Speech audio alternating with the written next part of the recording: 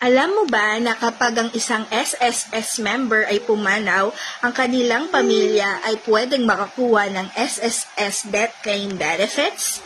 Actually, ang SSS Death Claim Benefits ay isang mahalagang programa ng Social Security System na nagbibigay ng financial support para sa mga naiwan nating mahal sa buhay.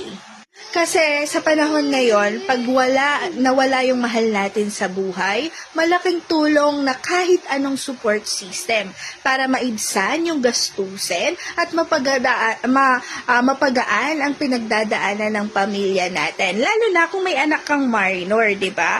Kaya nga ngayong araw, pag-uusapan natin kung ano-ano nga ba ang SSS Death Claim Benefits na requirements, sino-sino nga ba ang pwedeng makaklaim ng SSS Death Claim, at ano nga ba ang mga documents na kinakailangan mo at paano